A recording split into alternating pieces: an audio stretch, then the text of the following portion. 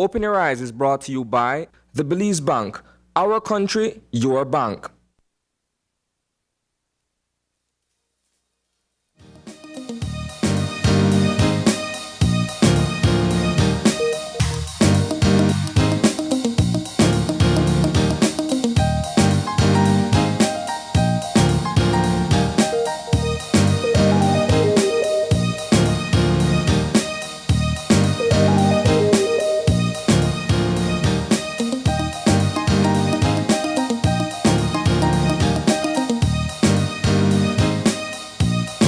Good morning and welcome to Open Your Eyes. Start your morning right. I'm April Martinez. And I am Isana Caetano. And good morning, Monday morning to all of you at home and abroad. Thank you for joining us this morning. Isana, good morning.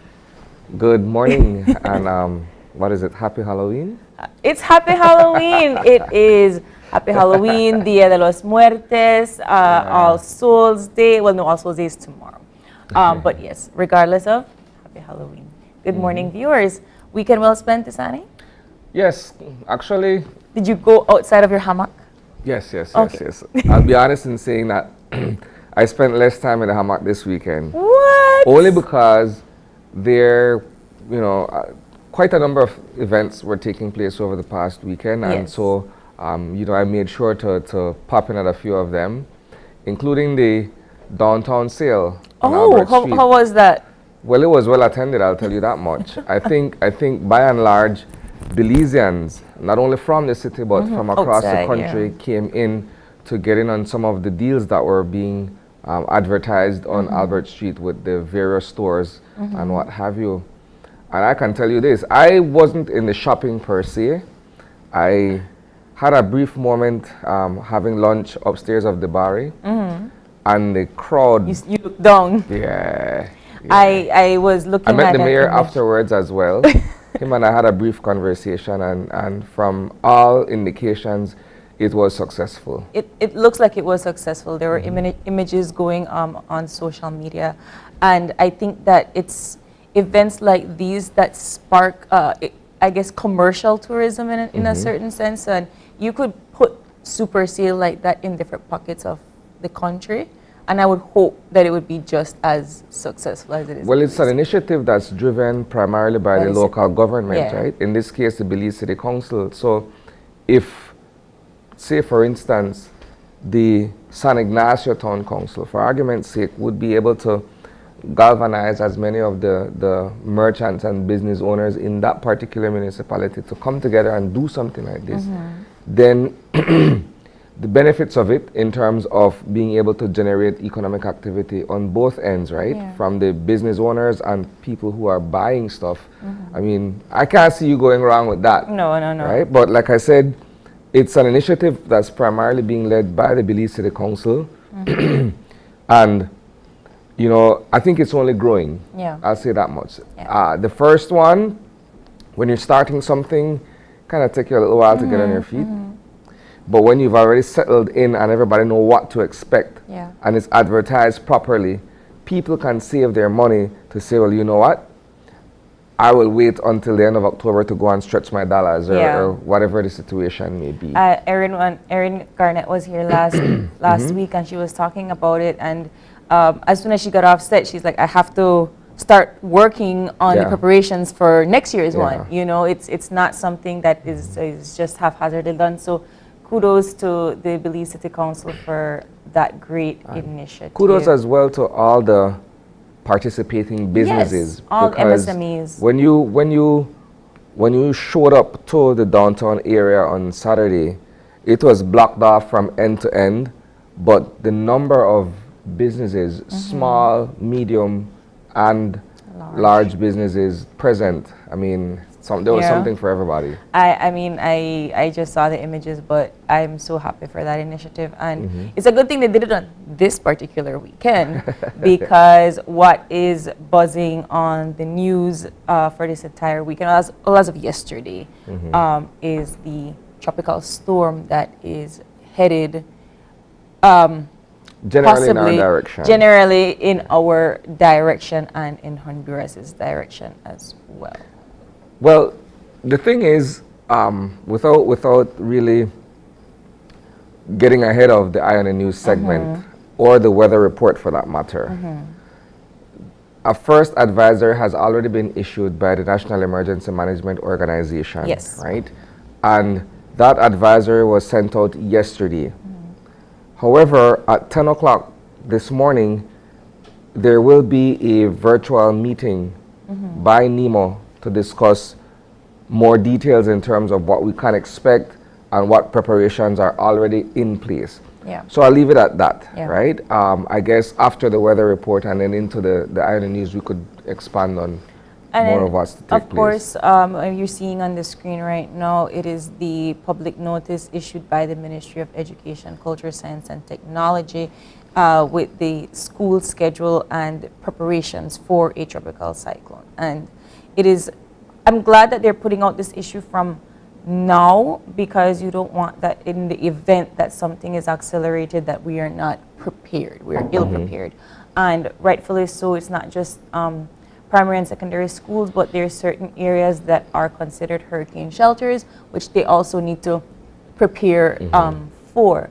So the ministry encourages that everybody look at the NEMO advisory to, you know, further notices so that everybody can be secure as possible. But obviously these things are always unpredictable. And it's geared toward us, but we've been saved before.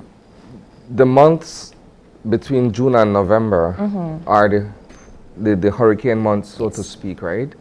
And I was just saying the other day to a colleague of mine that we're almost in the clear. Like, we would have only had, like, you know, a few weeks left. Yeah. Well, the month of November, and well, we see what's happening. Well, you know, it's not just so this. If this turns into a tropical storm, this would be Tropical Storm Lisa, and when you're looking at the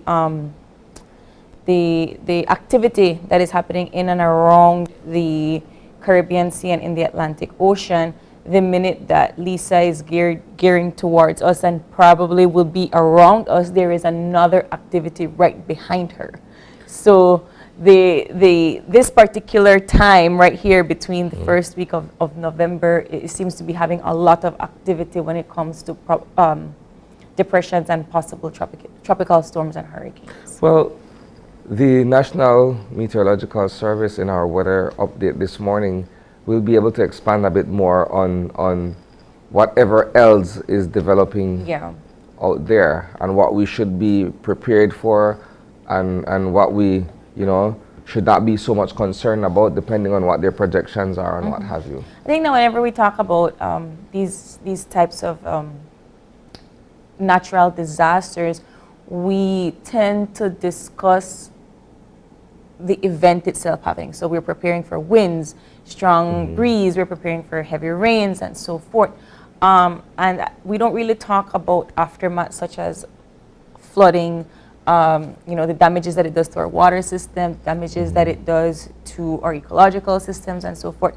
And so when I think about preparing for a hurricane, I'm not just thinking about preparing for a hurricane, I'm preparing for flood, possible mudslides, possible rock slides, even though it's not even within our country, but those things are a result of such a damaging disaster. And so even that we have to prepare for.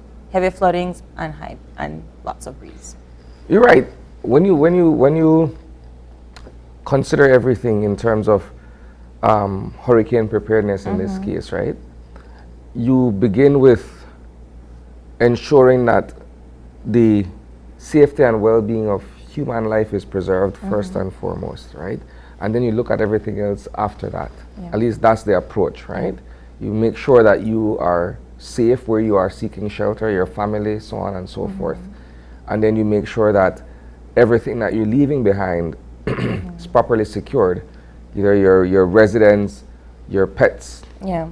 If you're a farmer, you're advised in advance to be able to deal with your livestock or to be able to deal with your animals or what have you, your produce and everything else that goes along with, you know, the agriculture sector. Yeah. But these are the things that we look forward to in terms of preparedness for natural disaster. Right, and of course we will have more on that when we discuss with our friends from the Met Service later on, and of course we'll continue this conversation in our Eye on the News segment.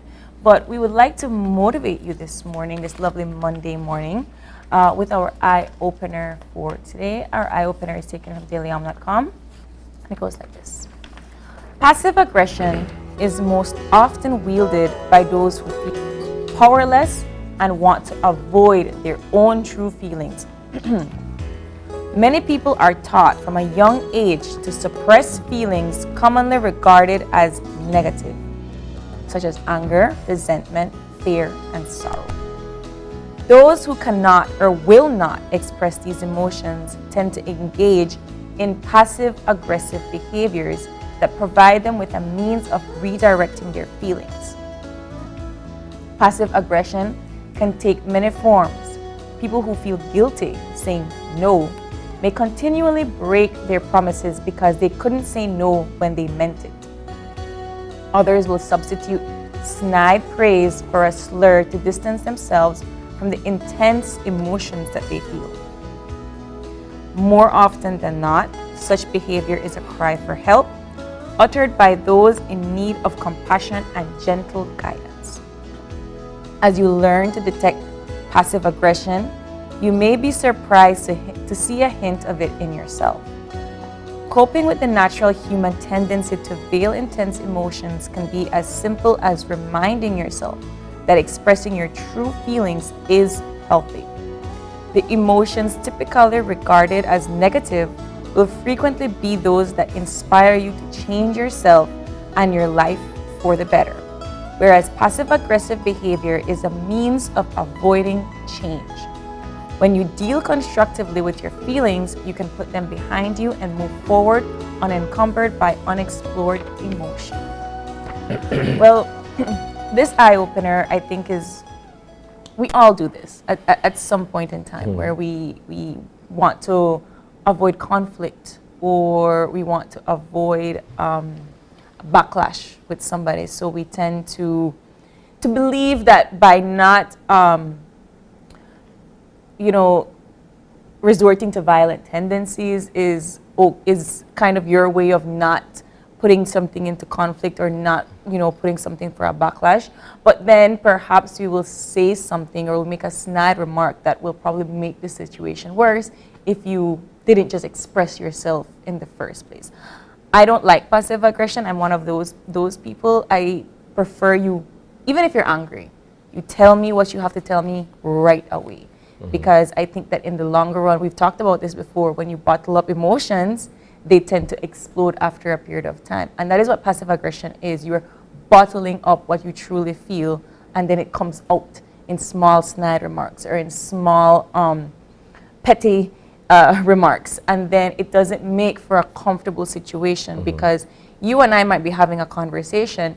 You think that everything is okay, and I will say something like, well, I don't, I'll give a snide remark. I can't think of anything right now. And then it's going to make you feel uncomfortable because you're not sure of how to tackle the situation. Clearly something is wrong, but you can't say anything because you're unsure now. And then it creates these series of events that didn't need to take place if you were just honest from the very beginning and you say what you need to say.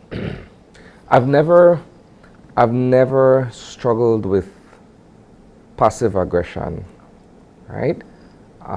As an individual, I've always been an outspoken person, sometimes to a fault, right?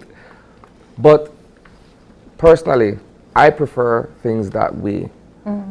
So much so that what I am able to give in that regard, I am also prepared to accept in like fashion. Yeah.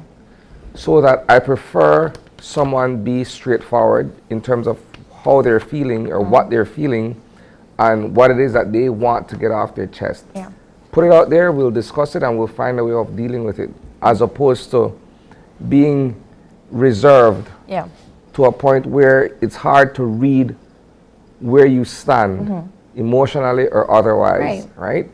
And not being able to read someone renders you basically helpless in terms of playing your part. I had a relationship, which I'd say would have been like my first relationship, where my girlfriend at the time, it was tough to read her. Like as much as I would have, you know, put myself out there to be able to understand her thought process or some of the things that led to her action or behavior or what have you, it was difficult. I, on the other hand, I'd lay everything bare on the what you table. have to say. I just put it there and then we'll figure it out. And so, not being able to find that balance between my personality and some of the traits and characteristics that I have against hers, you know, at times made for a very tense situation. Yeah. Right? And what it led to was her acting in the very same passive-aggressive manner, where it's sort of like a give and take, right? You say something, you do something, but there's something else behind it that masks exactly how you feel or what it is that you really want to say. And it's tough. It's tough. And as a parent now, I try to teach my kids, just say what it is, right? I prefer that you do that. That way everybody is aware of what the situation is, and then we could best find a way how to address it. But not saying anything, not doing anything, and just kind of drawing your distance away from the issue doesn't really help.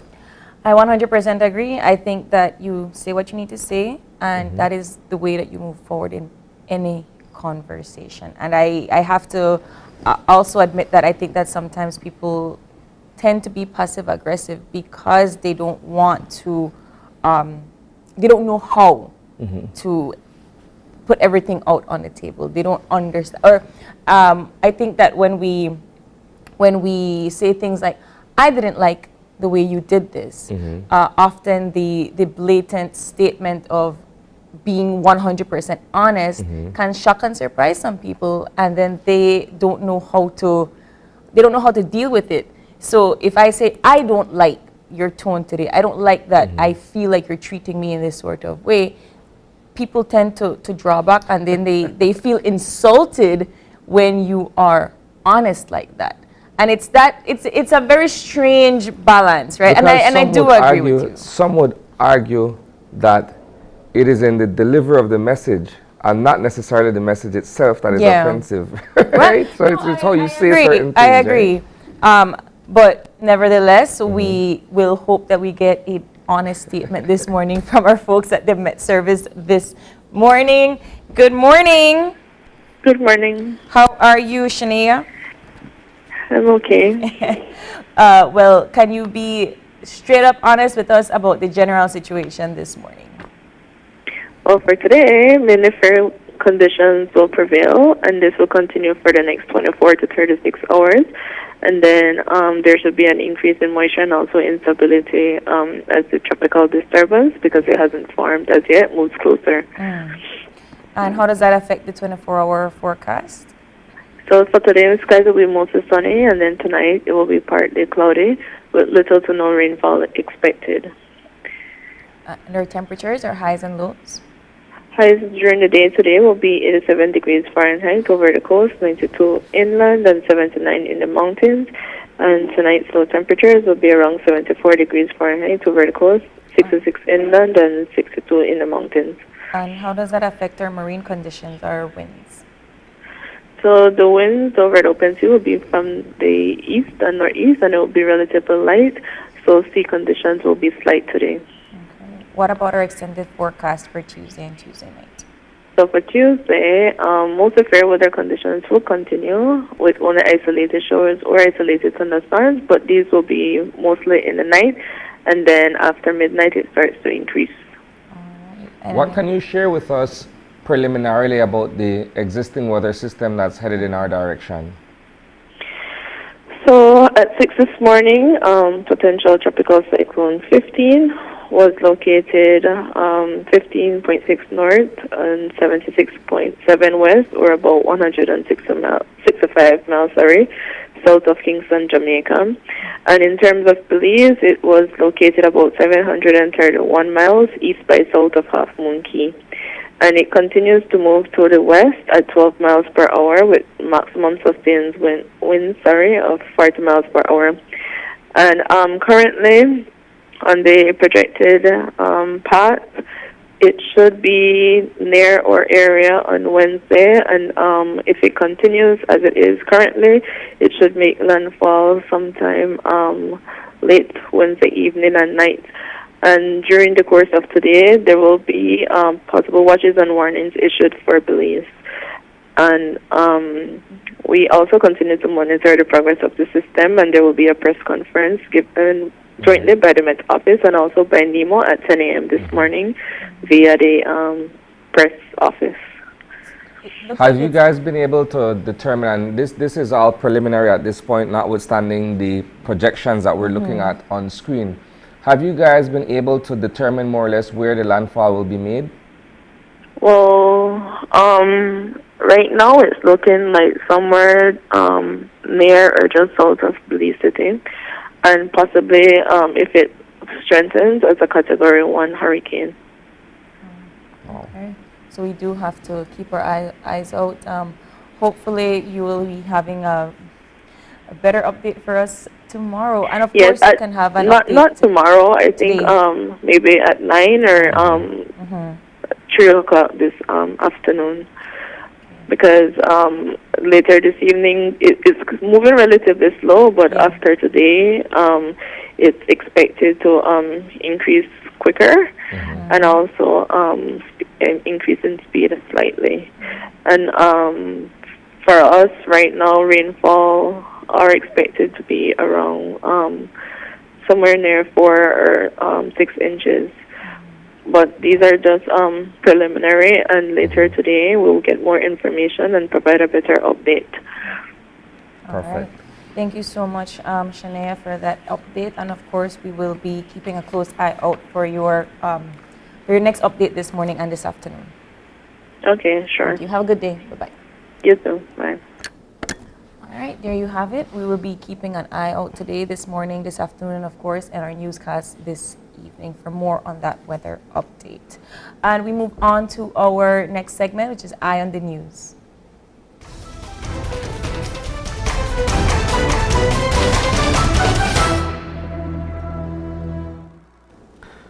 We will continue first of all by expanding on the conversation from the forecaster. This is the very reason why you have certain agencies that work closely with each other. You have the National Emergency Management Organization, which is the government agency that makes sure that, one, preparations are put in place for certain areas where a system would make landfall. You also have the National Met Service that looks at the overall weather situation and its projected path via the forecast. And then you also have, in terms of disaster relief, you have humanitarian organizations like the Red Cross, right? All of this to say, these are the very reasons why we need to have either individual preparedness plans or familial preparedness plans. And in some cases, businesses also do prepare themselves, right? And to go a bit further, when you look at, in this particular instance, the education sector, where the Ministry of Education has already informed that there won't be any classes as of tomorrow, to give everyone a chance to be able to prepare for what's coming, this particular eventuality. It's a matter of being able to see things and put things in place before the system actually makes its landfall, right? And so, as the forecaster rightly said, at 10 a.m. today, there will be a virtual press conference where these particular bodies will apprise us of what the plan of action is going forward. Again, from what we know thus far, this won't be until Wednesday, right? But as you mentioned earlier as well, April, we're not waiting until Wednesday to put things into place. We need to start being proactive and, you know, seriously preparing ourselves, making sure that everything is in order ahead of what's to come. Yeah, I mean, this is old primary school education when we talk about hurricane safety and management and disaster management. Yeah. Because as I was looking at the trajectory, it's straight heading towards us movement, and one of the things that we have to be 100% aware of is that yes, it's coming slow, but the trajectory is not hitting any kind of land mass, and therefore all of that is being is strengthening into what could be a possible category 1 hurricane. And we talk about strong winds and excessive rainfall, but we know what a category 1 hurricane can do to us as well. So preparedness, not just for your family, but for the people around you. If you know that persons around you need shelter, advise them otherwise to move. You have those folks that never left my house, this. Please try your best to advise them and to help them relocate as quickly as possible. If you're in a flooded prone area and you have to evacuate, make sure that you try to secure your items as best as possible. Small things like your legal documents, please make sure that you secure those items. You have animals and so forth, try your best to make sure that they're also safe. It's all of these step-by-step measures, because at the end of the day, when you could have a whole list of prepared measures, Isani, and you know you're still not 100% prepared, but we try our best. Yeah. So that's the first item that I wanted to get out of the way, right? There's been quite a number of developments that we've been covering over the past week on various fronts. On the political front, on the labor front, if I could use that description. And so I'll begin first on the labor front, and then we could discuss the politics of it all towards the end of the segment.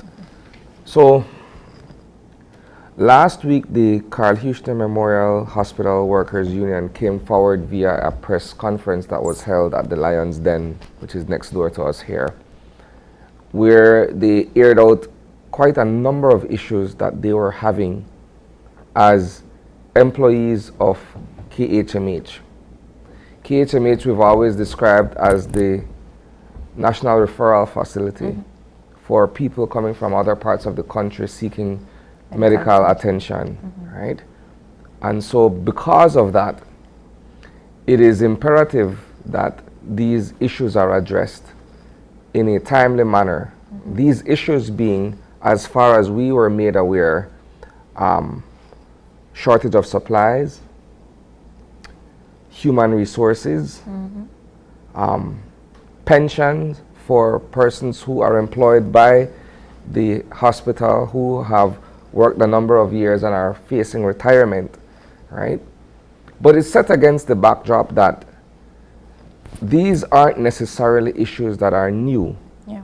These are issues that, in a manner of speaking, could be described as perennial, as in the sense, it's not the first time I, as a reporter, have covered something like this, right? I will describe it as such. It's, at this point, seemingly hitting the fan, right? And again, we're looking at a situation where only last year there was a change in, or the cabinet reshuffle saw a new minister taking the helm of the Ministry of Health and Wellness. Only last year, a new chief executive officer was also installed to oversee the operations of the KHMH. And so these are two fairly new situations, in a manner of speaking, that are working in tandem with each other to ensure that the delivery of quality services at the KHMH remains on point. But if the nurses and the doctors and the wider hospital staff are complaining that in order for them to carry out their respective responsibilities effectively, they need some of the basic items. And so they're saying, well, things like gloves, things like tapes, masks, and so on and so forth, we don't have. And we're having issues with procurement of supplies and pharmaceuticals. Then naturally, it trickles down to the patient or the person who's accessing these particular medical assistance, right, or attention. And so it's an issue. Yeah. So much so that there has been weigh-in from various stakeholders in the sector. So we've spoken with the Minister of Health and Wellness, who will be joining us in our first segment, right? We've spoken with the Belize Medical and Dental Association. On Friday, they came forward to echo the position and the sentiments of the employees over at the KHMH.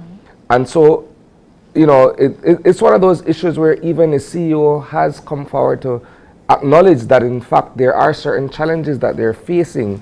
And so these challenges include the fact that while the government has a subvention that is being afforded to the KHMH on a monthly basis, those monies may not necessarily be sufficient to be able to cover the overall operational expenses of the hospital.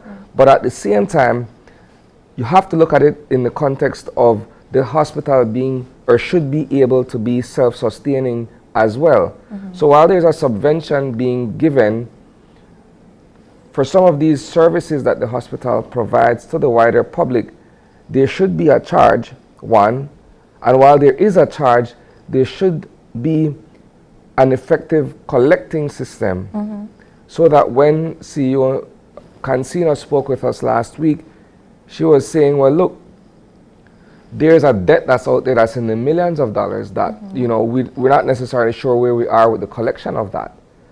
If they were effective and efficient in being able to go after those monies, then perhaps those funds could be used to assist with the procurement of the items that the staff needs, to assist with other repairs around the hospital, because that was another point that was being raised. They're saying that the hospital is in bad shape. It's fairly dilapidated, if you want to use that, right? And so we're looking at a situation that has multiple heads, so to speak, right?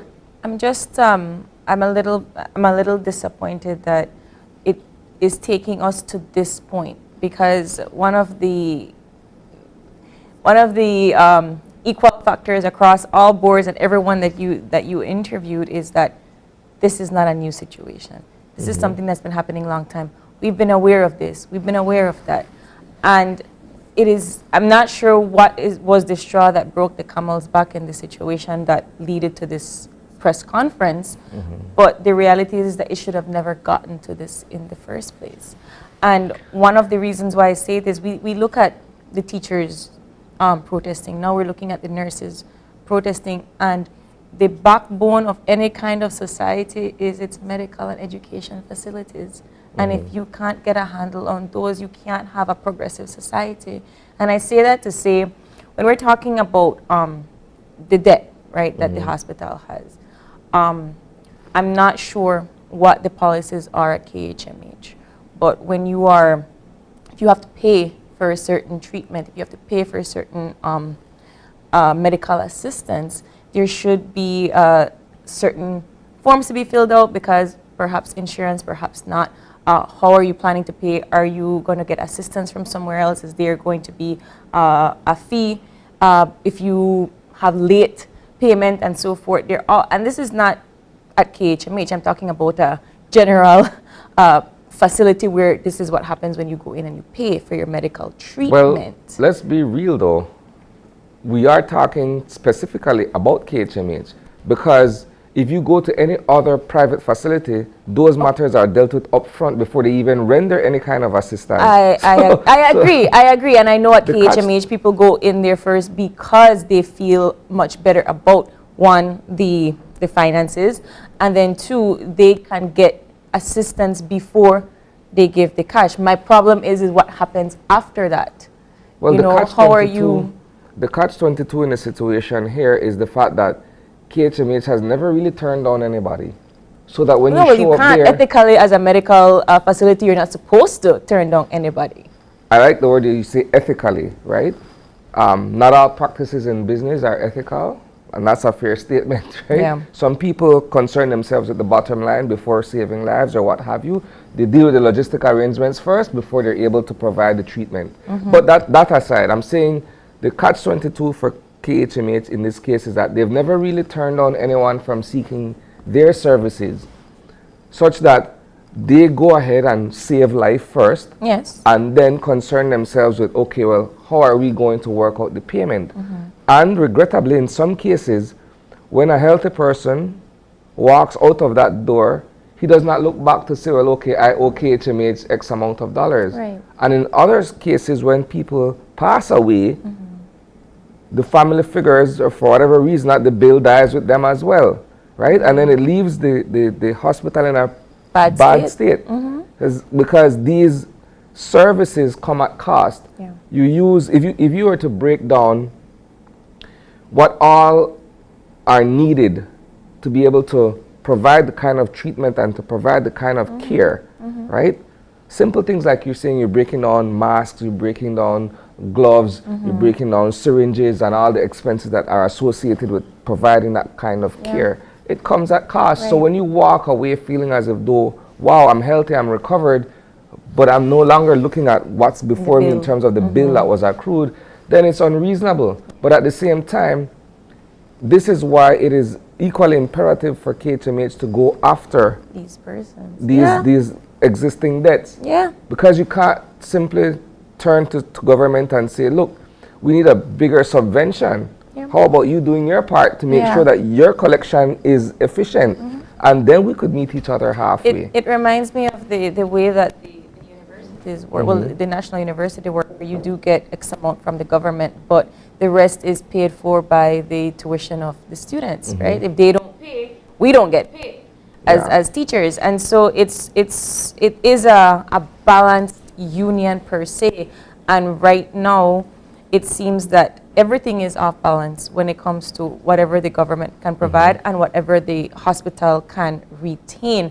And one of the things that I think we need to be reminded of ourselves is when we go to a medical facility, you are paying for this service. Belize does not offer free health care. And it doesn't matter if it's a KHMH or private or public health, you still have to provide something in order to receive medical assistance. That is the way Belize works.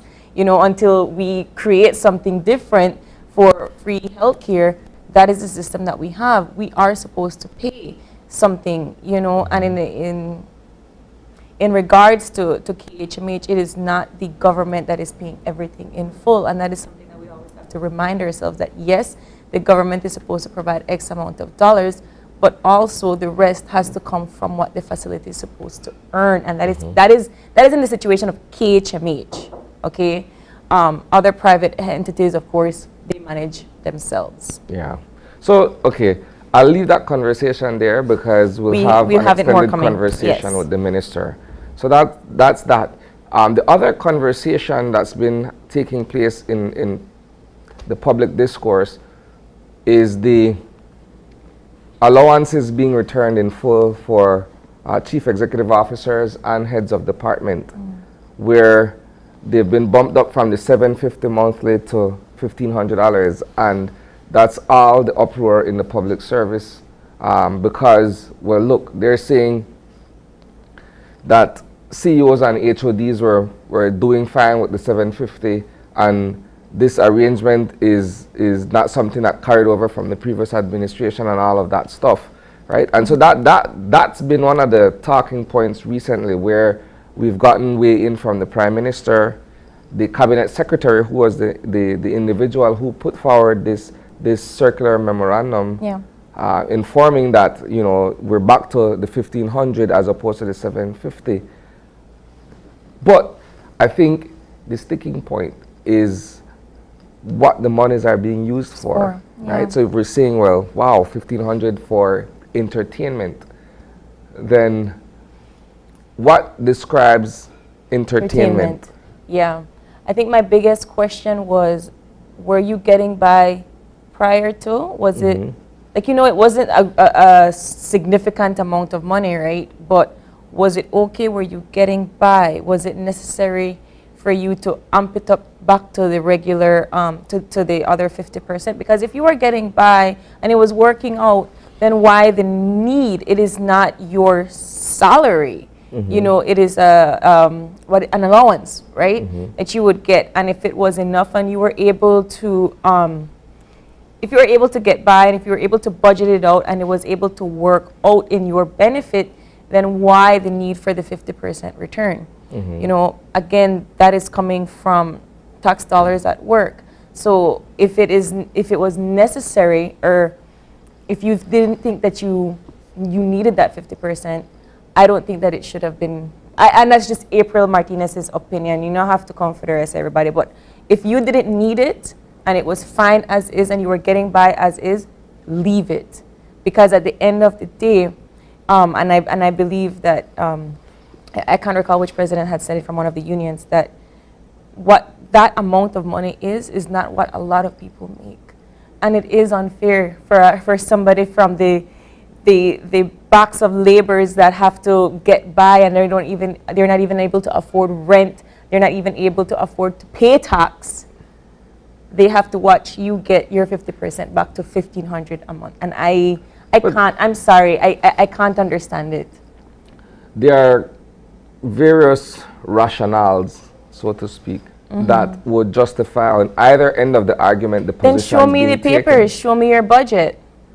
I'm saying that because I have heard several different arguments being put forward for and against, right? So while the union has its perspective and the union is staunch against what is taking place or what has been set in trend, on the part of the government, they too have their reasons and their rationale as to why they find it appropriate at this point to return the 750, the remaining 750, right? And if you look at a conversation or an argument that says, but there are fewer CEOs and HODs than there are people in the public service, which was part of the argument that is being put forward. Look, let's say, for instance, you have nothing more than 100 people who make up CEOs and HODs in government, but then you have several thousand people who qualify as public officers.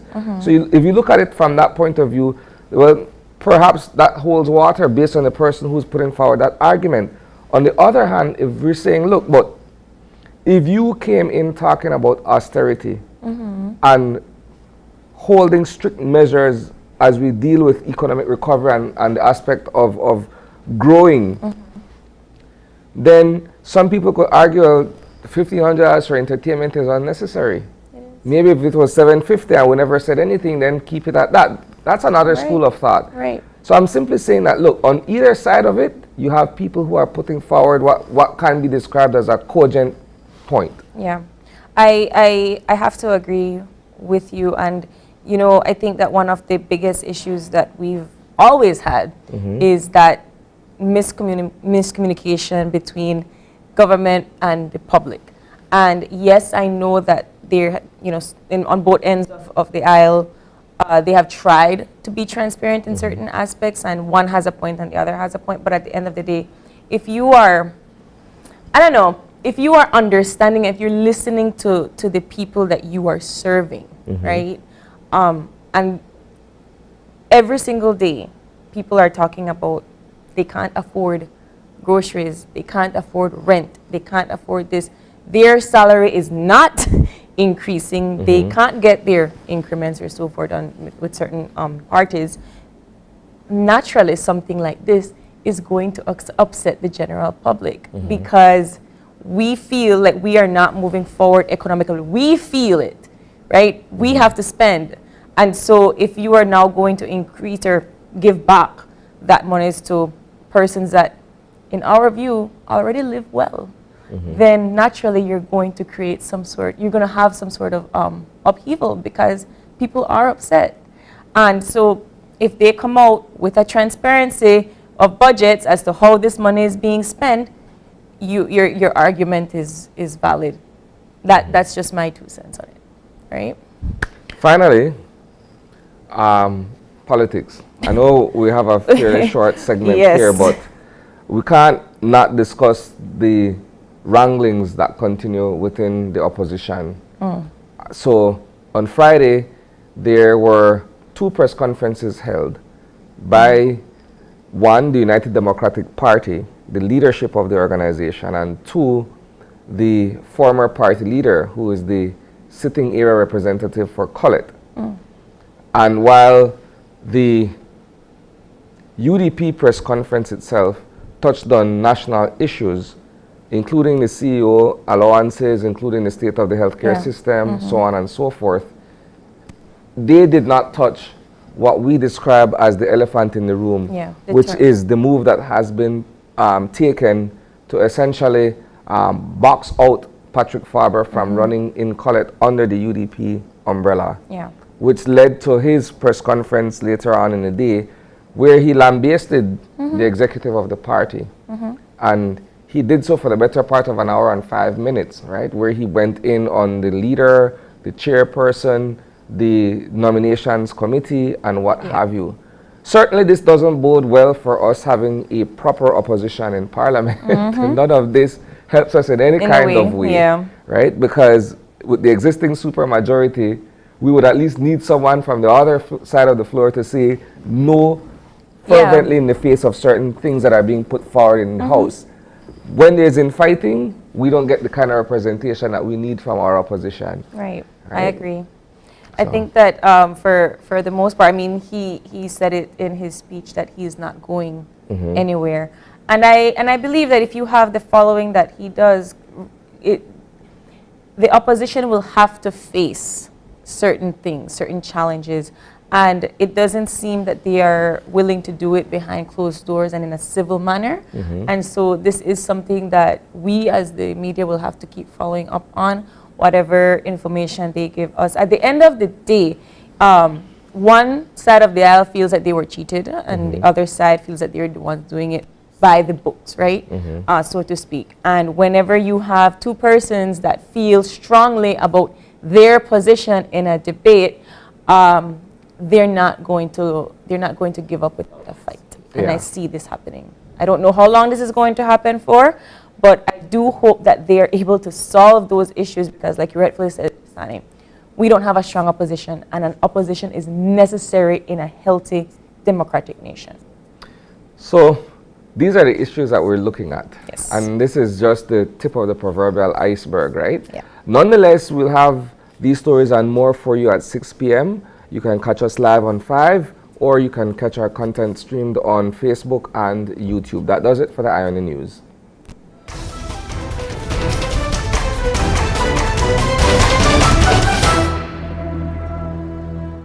All right, and as we get into our show for this morning, we have 2 segments lined up for you this lovely Monday. We begin with our discussion with the Minister of Health and Wellness, Honorable Kevin Bernard. He'll be talking to us about the issue at KHMH, particularly surrounding the lack of medical supplies in the hospital.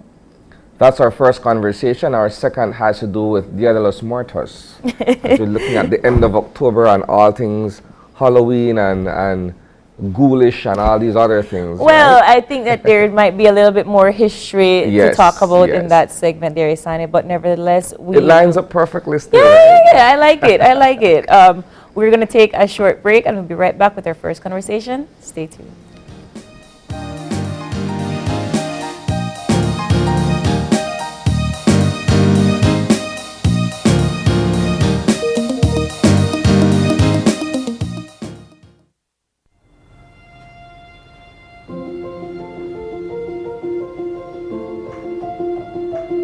I will be there.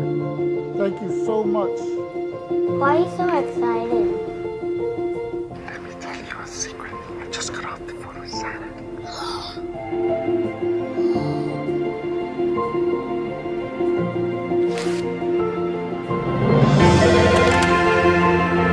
Hi, Santa. For Christmas, I want a pea shooter iPhone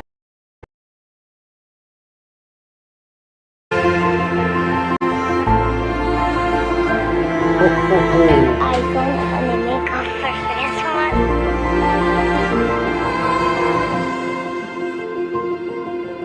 Oh, Ramon, 1 second.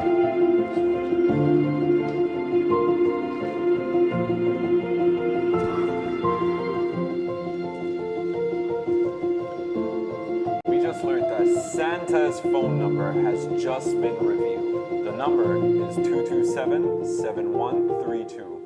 Children all over. I'm sorry, Dad. I shared Santa's phone number.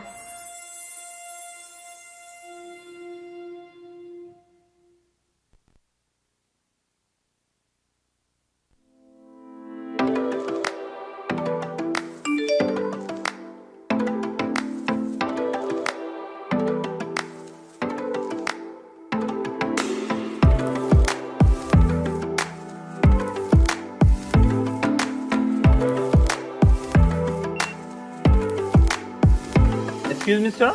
Yeah. But how can you pay with your phone? B-Box. What? What is B-Box? B-Box have been his newest rewards program. Really? Where I could get it from? Man, check on the website bbox.bz or you could download it from the App Store. And if you still don't know, check that young lady there and she'll hook you up. I will surely do so. Good afternoon, miss. Can you hook me up with B-Box?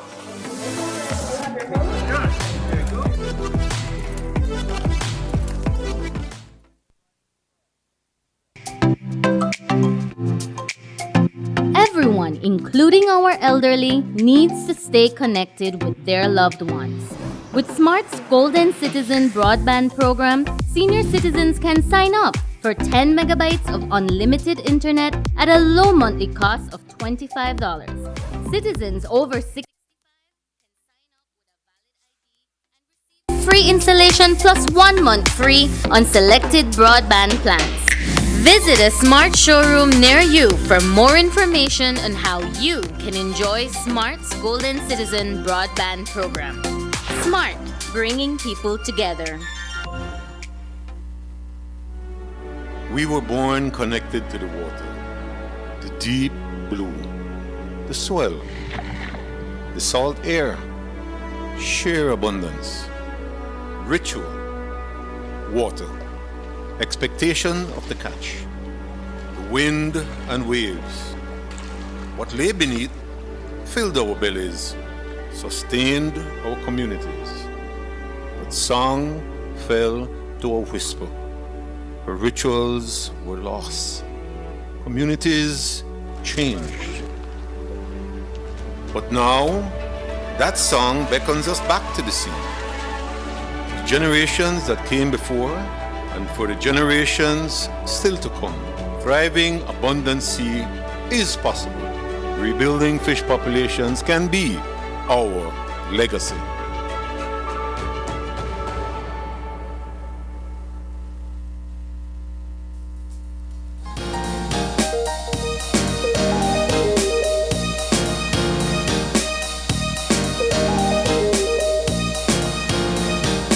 And we're back. Welcome back.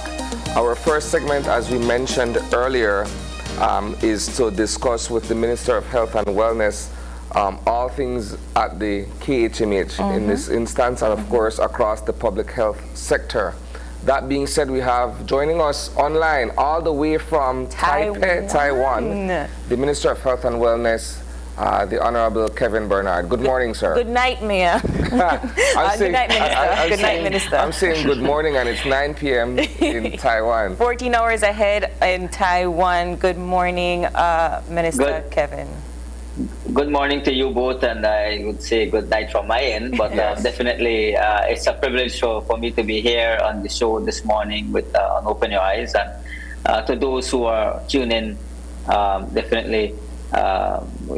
We know that it's a great opportunity for us to share what we're doing at the Ministry of Health, and of course to address the concerns that are being raised over the past few weeks. Kindly allow me to begin first of all by drawing a scenario that came out of the press conference that was held last week. A rather, for me, hair-raising description of what... Sorry? No, it all depends which press conference you're talking about. The whether initial it's the press union or conference. the UDP. Okay, good. Sure. No, the union. The initial press conference that Sure. was held by the KHMH Workers Union, where you have a nurse who was essentially describing what happened in the accident and emergency ward, where they could not administer the proper services to a gunshot victim because they did not have the necessary equipment. They did not have the necessary supplies in terms of gloves and masks and what have you. And the length of time it took for them to be able to otherwise deliver certain services, certain life-saving services that could have been dealt with in a shorter period of time had they have those particular supplies and equipment. Now, as a Minister of Health and Wellness, when you hear this kind of description being shared openly, what is your reaction to that? Because at the end of the day, we're looking at you as a person who's at the helm of the public health sector. Isani, it's always bothersome to me when you hear these type of complaints and issues.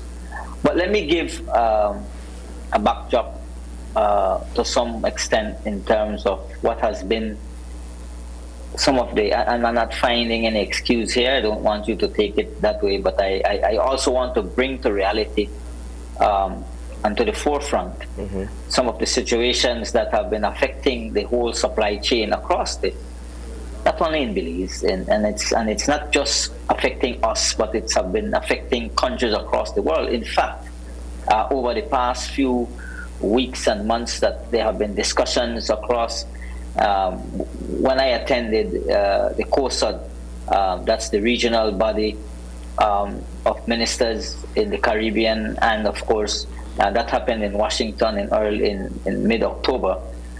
It's a similar situation that has occurred. When COVID hit Belize and hit the entire world, there have been a lot of the situation were that a lot of services that were being offered by our facilities, and I speak in the Belize terms now, were put on hold. Why say put on hold? Not necessarily that we ended services in our facilities, but people genuinely were not going to the hospitals for fear of catching COVID. So when we started to ease up, when services and selective surgery and all of these things started to come back, while the attention was focused on COVID and all the medications and needs that were being procured at the time were focused on COVID needs, we have had a surge of services that addresses the issue of NCDs across the country. Non-communicable diseases, diabetes, hypertension, cancer patients, all of these people now start to go back into the public health system to get service. Now, I mentioned in an interview, Isani and April, just a week ago on Love FM, and I think other media houses had picked it up. And I said this. I said that when I took office in January, and I heard you earlier mention about last year, but it's this year, January, that I took over the Ministry of Health. I know my predecessor had similar issues, where this has not been an issue that just started, and you all alluded to that earlier in the conversation. It has been something that was long before COVID. COVID compounded the problem. Why I say this too? The supply and supply chain, for example, the having access to being able to get medication and pharmaceutical supplies to country has been very difficult, where big countries have been hoarding some of these medications. I will give you a simple example. When I heard on the media a comment that there was no Tylenol in country, that may not have been necessarily true. Maybe the Tylenol brand may have not been in country, but we had paracetamol, we had other brands that is similar to what the Tylenol does. And at the press conference, I listened to the concerns of the nurses, and I take their concerns very seriously. I said this to our nurses down south when we visited with them, and we've been working in trying to address many of their concerns. And KHMH, being a statutory body as well, as you know, KHMH gets about a $1.8 million subvention from government of Belize, which aside from that, they have to do their own management in terms of making sure that their revenues are collected. But yes, when I hear these things, it worries me as an individual. Minister, and of course, it bothers me as the Minister of Health, because we want to ensure that our people are getting the services necessary and that the supplies are coming in timely. But I said all of that earlier because some of the issues were beyond our control, and I put it bluntly. What we have been able to do, however, in this recent cycle of tender is to really see where the shortfalls are. And this is one of the reasons why recently I took to Cabinet a paper that highlights and will improve the process of procurement, where we are taking up that period early on instead of late as we did this past tender. Contracts were signed in August. After contracts were signed, you have issues where supply or manufacturers coming all the way from China and India have had delays. We have suppliers who are right now, Isani and April, providing medication, flying in medication outside the tender, well, within the tender pricing, but at cost exorbitant when it comes to freight. That is affecting them on their own, because at the end of the day, they are not passing on that burden to the Ministry of Health or to the Belizean people. They are absorbing those costs. So we have suppliers who have been cooperating with us and making sure that when there's urgent need for supplies, like I said, despite the fact that we have delays in shipping, we have had logistical nightmares in trying to get our supplies in country. Over the past 2 weeks, however, we have seen most of our suppliers getting in their items. Inspections has to be done, and as we inspect these medications, they are being distributed across the country. I recall at that same time when they were saying that there was no Tylenol in country, we received about 500,000 units of Tylenol in country, and that has been distributed, and another 1.4 million, I believe, is arriving, whether it is this week it is this week that the supplier informed us that those are also coming in. And just like that, there are other medications coming into the country, supplies, gloves. I understand that they were complaining, not complaining, and I won't use the word complain, but they were mentioning that they did not have gloves at KHMH. Well, I immediately checked when I heard that, and there were 45,000 gloves sitting at a warehouse at a supplier. And so we immediately dispatched those gloves to KHMH, and I have given our people at CMS instruction through our CO that KHMH must be given the priority when it comes to the supplies that they have been requesting. And while we have, of course, our regions that needs these medication, needs these supplies, we need to ensure that KHMH, being the main referral hospital, where the volume of patients go to from all across the country, then they must be given the priority. Minister, and that's what we have been able to do. I want to Yes, tap into something that you said, which is, I have to question it. You said that these issues, and we had mentioned, these issues were happening well before COVID. And it seems that there is a miscommunication when it comes to warehouses, delays here, and delays there. So walk me through a process, right? How long do you take to request certain supplies? What would be the average of shipment to Belize? And then distribution. And the reason I ask that is because when it comes to medical facilities, delay isn't an option, right? You're talking about saving somebody's life. So what would be the primary process then, and how can we help ourselves to make sure that that delay doesn't occur again?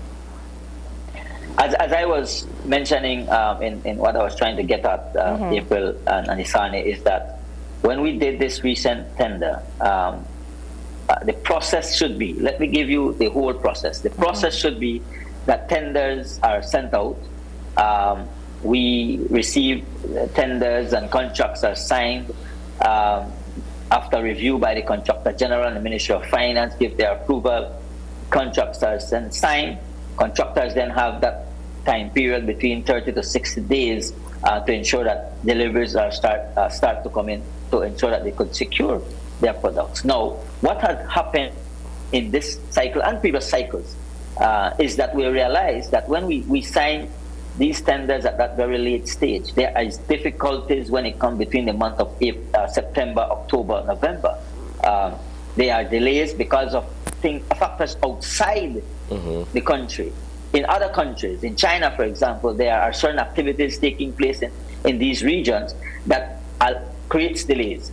In India. And so we feel that we had to move up the process, and that's one of the reasons why we're saying we'll take that up to June. Take up the process to June, where we do our forecasting, we do our analysis, we then put out the notice for tender, and so by the time December comes, we should be signing contracts. Right. So that by the time the new fiscal year, January, February, March, we should already be receiving supplies in country, so that we don't have the same cycle affecting us over and over. Yeah. Right. And so I bring that up because in terms of looking at what had occurred, as I mentioned in an interview, again I said, when I got into this ministry, we were in the middle of that process. And so we had to ensure that we take charge of this process, making sure that, one, we're looking at value, we're looking at quality, we're looking at delivery time. And so at the same time, I have said to the Ministry of Finance, to the Contractor General, that we also need to ensure that the time span, the bureaucracy that it takes to review these things has to also be shortened, because we are talking about the health of this nation. Yep. And every time we delay a process, it affects the health of our people. And I'm very serious about that. And I have been saying this over and over. Now, we can't cry over spilled milk, as they say. Yeah. That process, we have understood it, we have seen what the weaknesses are, we have seen what we need to improve, and that's one of the reasons why we are going to ensure that in this new tender cycle, we improve that process. Now, when the items come in, let's say they come in the 30 or 60 days or 90 days in some cases, because of the distance of countries that some of these items have to come from, these products have to come from. When they arrive to country, when the supplier receives it in country, there's also the need for us to speed up that process. Yeah. Inspections have to be done, because the supplier can receive the item in country, but they cannot just immediately go and distribute based on a requisition being sent by the facilities, whether it is KHMH or the regions. We have to do the inspection by the ministry. Our drug inspectorate has to go out and do inspections of these medications. One, to ensure that we get what was approved in the contracts. Two, that we get the quality of medication that has been that is to be supplied to the ministry, and at the same time that the supplier, based on their lead delivery time period, is able to deliver these products and these pharmaceutical and medical supplies on a timely basis based on requisition. Now, what I encountered in the ministry, and I say all of this because, and it has happened long ago, the norm was that every region will send a monthly requisition, making requests of what they need. Now, not everything that they may request is what they really need, because sometimes when you look at the BHIS system, they may have volumes of a specific item, but yet being requested. We have to look at the need across the country. We need to look at the volume being used within that specific region.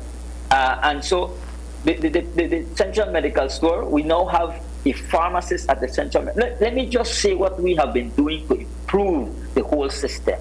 We have now a pharmacist house at the central medical store. That never used to happen.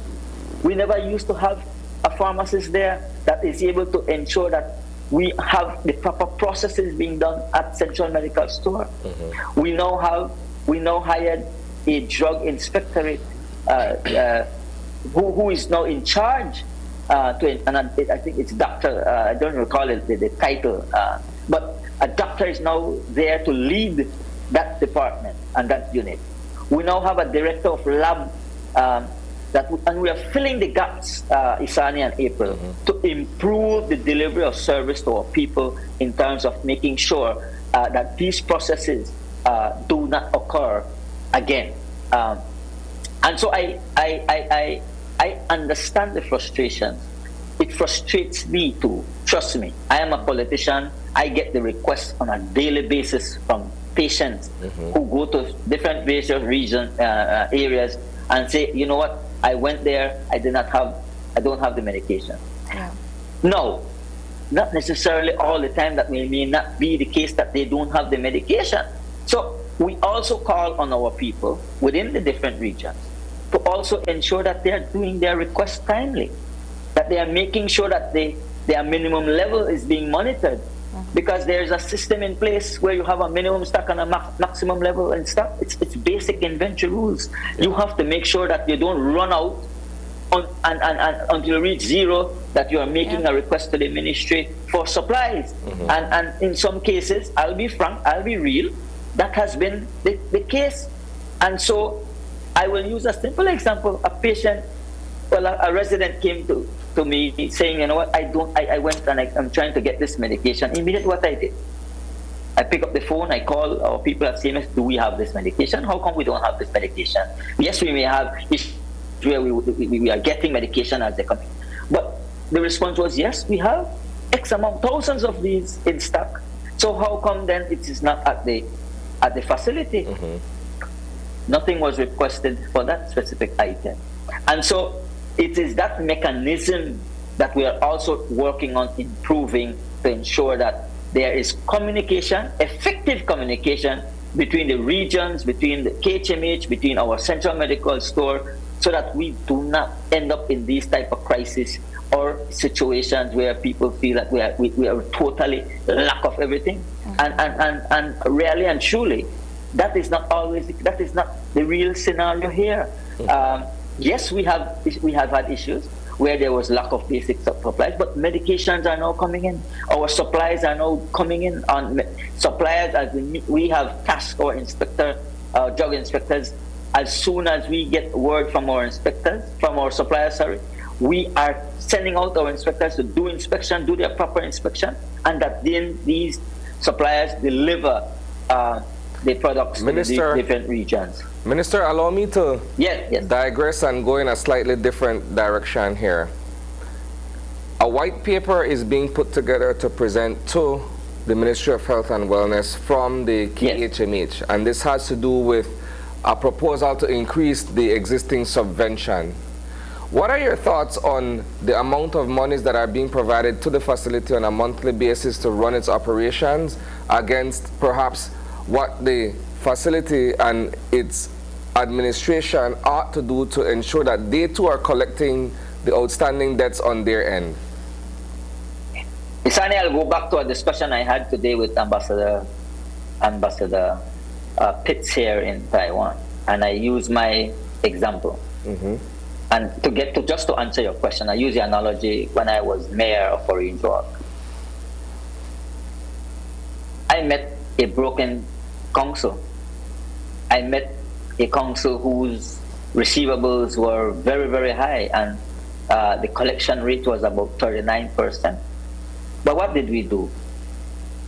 We had to be innovative. We had to find ways to collect our property tax.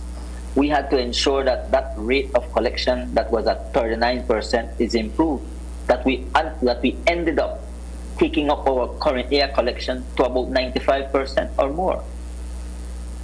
And that allowed us to be able to provide better service to our municipality. I use that to say that at the KHMH, while the government supplies a subvention of $1.8 million, we know that there are outstanding revenues to collect at the KHMH.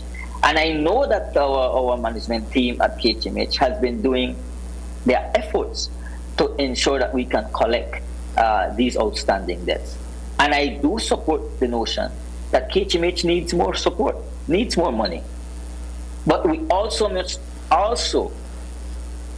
ensure that we are doing as much more to be able to collect those monies that are due to KHMH. I say all of this because earlier in the discussion, I heard you all mention the private sector. You go to the private sector, you have to pay that bill up front. You go to the public sector, you walk into a public hospital most of the time. You leave there with an IOU. I'm coming back to make a payment. And many occasions, those things have to be written off. And that's the point that I made earlier. That is the point that I made earlier. We all have to understand as citizens of this country that hospitals or public hospitals isn't run on free business. We have to survive. They have to survive. KHMH is testament to that. They have to survive. They have salaries to meet. They have equipments to maintain. They have the building to maintain, which is in a very dilapidated state and has to be improved. And there are plans at the board level talking about a bond, talking about how they have to look at expansion. And all of these are great things, great ideas, great policies that they want to put together. And of course, I support those initiatives. But we also need to understand that this is an effort from all of us. Me, as the patient, if I am a patient in KHMH, I have to do my part in making sure that I can pay for the services. The government part in terms of providing the necessary resources, providing the necessary, not only financial resources, but technical support and infrastructural support in terms of investment side that we need to provide to ensure that KHMH can continue to survive.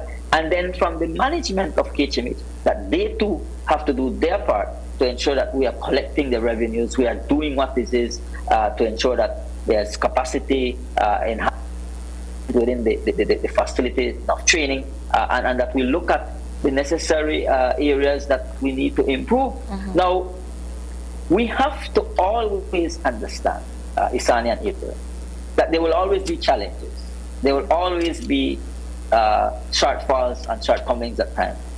But we cannot make that an excuse. We cannot allow that to deteriorate to a level where there's no service. And this is why, as the minister, I am saying, and I remain committed to the people of this country, I remain committed to KHMH, to all our regions, to our public hospital, that we have to, and we are going to do what is necessary to improve. And if in our position, in our case, the issue of the medical supplies and constant supply, where we looked at the processes that existed and we had to enhance, and if that is going to bring about major changes and better service and delivery to our people, then that is where we are going. We have to look at what all we need to do to improve the services at KHMH. And I am cognizant of that. Minister, yes. Oh, go ahead. No, I say all of this to drive the point home that it is a concerted effort. It is not just the Ministry of Health. It is not just the people at the board level at KHMH.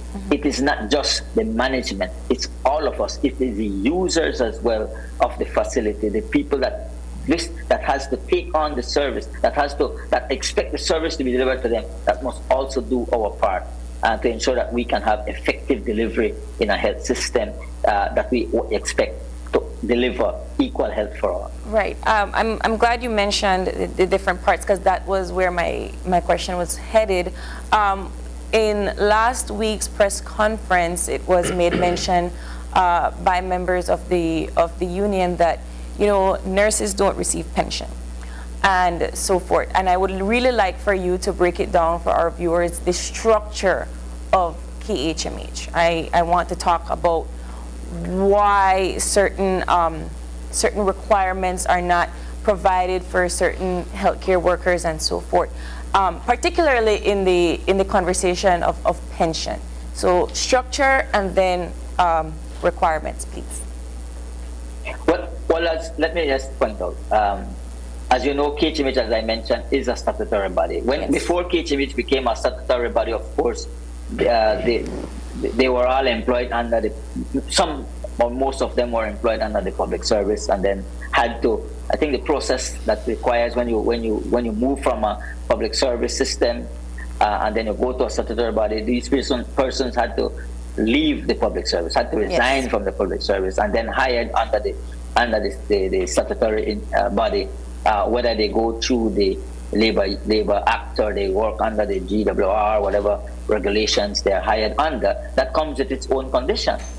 And in the case of KHMH, and I know that's a hot topic that has to be looked at, that really has to be, and this is one of the reasons why when I mentioned at the initial stage when they were asking for a meeting with me, and I was prepared to meet with them virtually, and that was an item on the agenda, I said to them, listen, it's best that we have a face-to-face meeting when I return, because the pension matter is not something that I can go into a meeting and then say, yes, we're going to address, because it needs the input of the Ministry of Finance, it needs the input of the board, because there are some serious financial implications that this will have. And I understand that our nurses and our doctors and our healthcare workers that work at this very institution have given of themselves and are deserving to be pensionable. So there have to be a mechanism. We have to really look at and study what it is that can be achieved in this matter. So while they are not in the government service as per hired under the public service regulation, they are still public servants. They work under the statutory body, but governed under a different rule.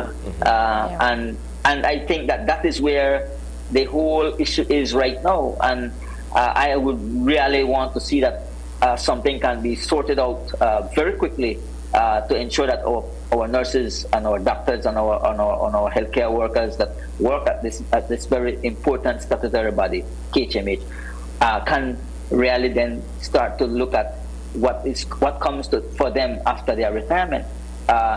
And so while the way the structure is that they are not pensionable or not paid pension, does not mean that is the end of the world. That doesn't mean that is the end of the discussion. And this is why I wanted to leave that door open, that we understand the needs and their concerns from an individual perspective. And I feel that these people have to be pensioned, have to pay to get some form of benefit when they leave and they retire. You can't leave. You can't expect somebody who give 40, 50 years of their life to service, and when they leave from there, they don't have anything to look after. Minister, we're then cost contributing. Yes, Isan. From a political point of view, how would you respond to the criticism of the Brisenia administration writing off $76 million to pay an outstanding debt elsewhere versus perhaps investing those monies into the healthcare system? When you look at equipment, necessary equipment such as CT scans and other necessary tools that would allow for the public health system to function properly.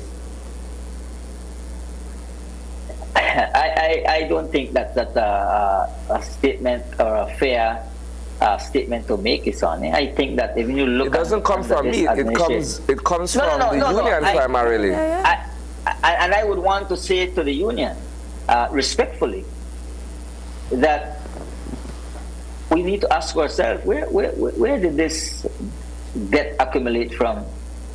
How was it accumulated?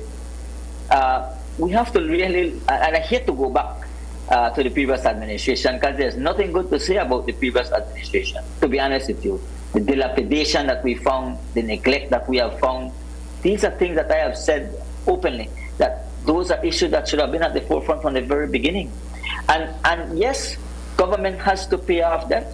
We have been trying to ensure as a government that we are responsible enough and that we don't kick the ball down the road each time, because it just balloons into more and more debt for the Belizean people. And I think that our Prime Minister and this government has been able to address many of these things. But when it comes to the fact that the question about whether you pay off a debt and not invest in health, we have been investing in many areas across the country in terms of health. Let's look at many of the facilities that we have been able to start to look at. Now, we have made, and of course, many of these initiatives come from negotiation, lobbying, and finding additional support from in terms of other agencies, UN, the United Nations, PAHO, and other organizations. But we have been able to make Western Regional Hospital, the San Ignacio Hospital. We have been worked on the. We are working right now in making sure PG and Corozal Community Hospital smart facilities investments are being made. Digital X-ray machines have been, ultrasound machines have been gotten for many of some of our facilities through the support of the Taiwanese government. We have been able to improve infrastructure on many of our health centers across this country, and there have been constant studies right now. In fact, at our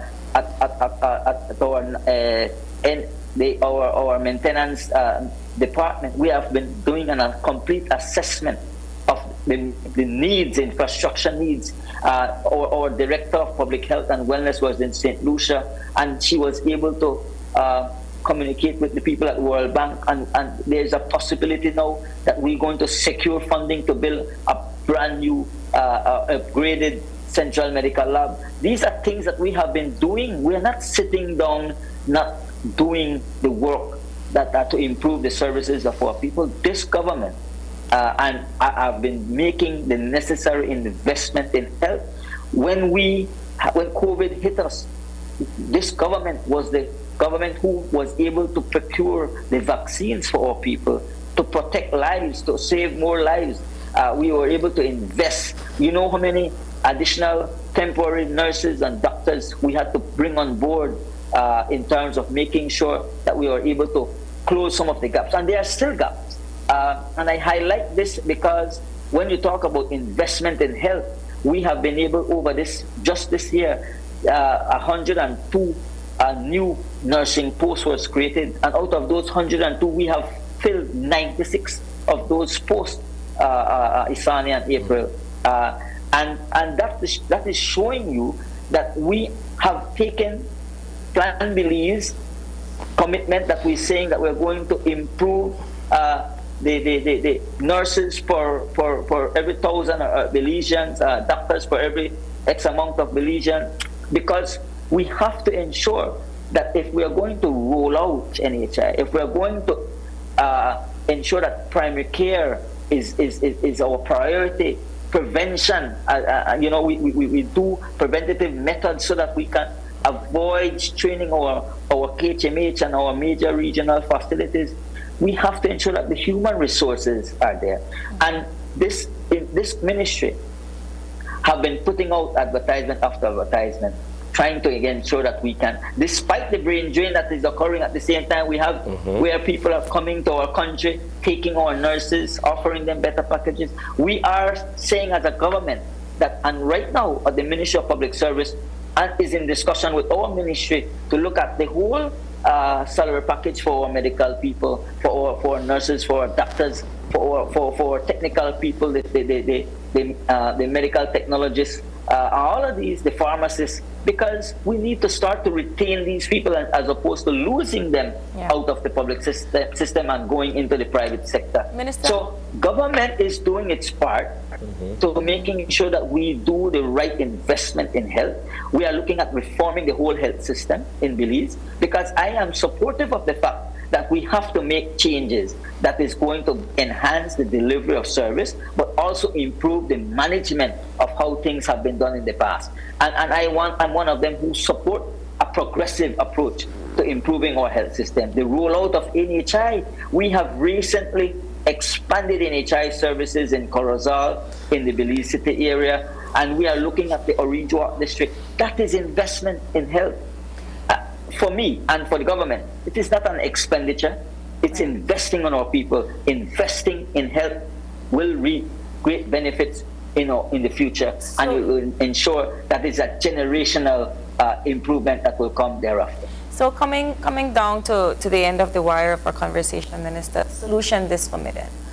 Now that you've heard the press conference from the nurses, you've been in discussion with cabinet and the government. How are you now looking to move forward with the KHMH board and the union? I know you're still in Taiwan and you have to get back, but what are the steps to move forward now? Immediately as I return April and Isani, I have made that commitment to meet with the union personally. I have said that. And I know our Prime Minister is very much engaged in the discussion as well from his level. We remain committed to the people, not only at KHMH, but across the country, to improve services and the health system in Belize. We are committed to making that happen. Now, as I said, the concerns that were raised in terms of the medical supplies and so forth, we are addressing that problem. The CT scan equipment, which we all know was not functioning for over 4 years from the previous administration, just like the passport system when we broke up for a long time, we have been trying to ensure, and this government, under my leadership, and of course my predecessor had worked very hard as well to ensure that we could have achieved where we are trying to achieve right now today, that we are in the process of procuring CT scan for KHMH. And I have made this commitment to the Asian people that we will deliver a CT scan to KHMH. And I am pressing the Contractor General. We are almost at that stage where we'll be getting that approval to proceed with the selective tendering process, because it is of urgent need that KHMH has a CT scan so we could provide affordable care and service to the Belizean people. The people that comes to our public facilities, as I said before, are people that are in dire need. We have to be able to provide for our people. And this government, under this British administration, we are committed to ensure that we can do that. So I remain committed to the union. I have said to the representative of the union on the board that we are going to meet, we are going to dialogue, we are going to address, and the discussion of their pension has to come to the forefront, has to be discussed. We have to bring in the Ministry of Finance, we have to bring in the board, we have to look at how are we going to sustain, even at the government level, pension is something that is a discussion point, a hot topic. How are we going to look at pension? Is it going to be a contributory process? And these are discussions that has to be had. And so I just want to say today that we as a government, this administration, we are working tirelessly to improve our health system. We know that there have been challenges. We know we have had a major pandemic that affected the world, and Belize did not escape from that. We took a licking. Our tourism sector, which is one of our other bigger revenue earner, was hit hard. So the country had to make real comeback, tough comeback, and we were able to do that. And so we are saying to the Belizeans, we are saying to our union, we are saying to our nurses and our doctors, we are going to fix this, but we are going to fix it together. We all must play our part. We must all join hands, and let's take out the political issues that surrounds the naysayers that would all they would want to see is destruction other than development. We are saying to the union, and I'm calling the union and the membership, that let us join hands. Let us understand that we are all in this together. The health of this nation is dependent on all of us. If we work together, we are going to fix this. And it is in that light that I say to our people, we are committed as a government. We are working hard to improve our health sector, and it is going to happen as Ben Plan Belize has highlighted our goals and our objectives. we have been doing as a ministry several things, and I would really love to sit here and highlight all the main things that we have been doing that sometimes goes unnoticed. Yeah. But we have been doing a lot, and I'm prepared to come back to the show any other time. Yes, when you're not in Taiwan. And sure. April, to sit with you all and go through entire segment. Yes. To discuss all our achievements that we have been able to do, but to also point out what all need to also be fixed and, to be able to address, so that we could look at the way forward as we address the health system. Well, we look forward to having you back, Minister, in person, I hope. And we thank you so much for your time. We know that it is very late in Taiwan. So thank you once again for taking the time to talk to us, and have a good night rest, right? Kind of 14 hours ahead. Thank you all, and I just want to close by thanking the Belizean people, thanking the nurses and our doctors and all our healthcare workers across this country for the efforts that they have been doing. Remain assured that this government have you on our side. Thank you, Minister. And with that, we are going to take another break, and we'll be back with our second conversation for this morning. This is Live on 5. Stay tuned.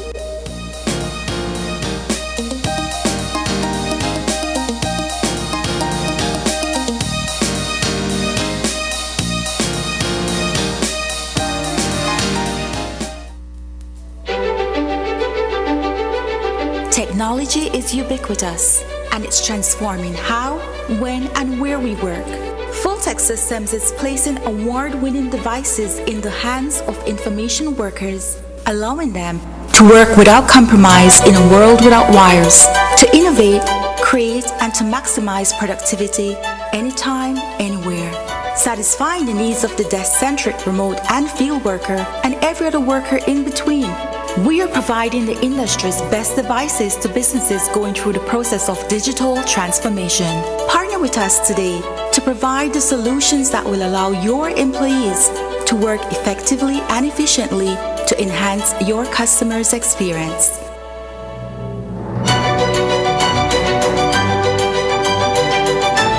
Fulltech Systems, your technology center, where you'll come for the price but stay for the service.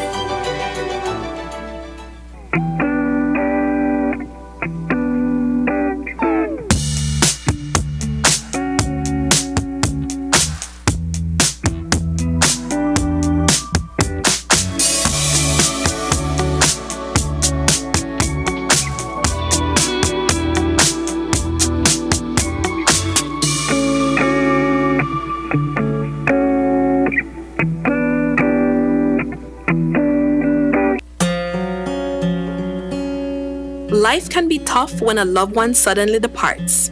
Dependents of the deceased are sometimes left alone to pick up the pieces and may be stranded financially.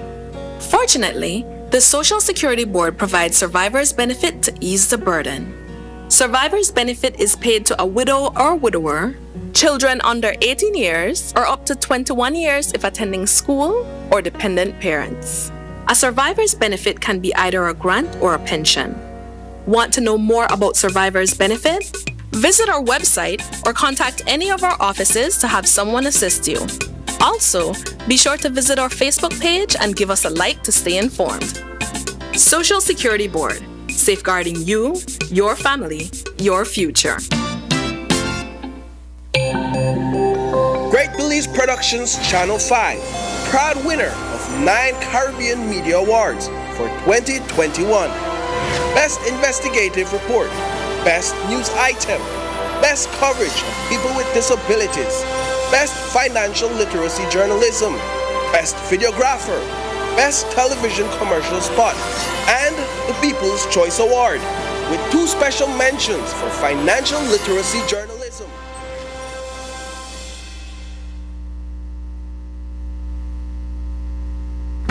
With eCash, bill payment is extremely convenient, and all utility companies accept eCash payments.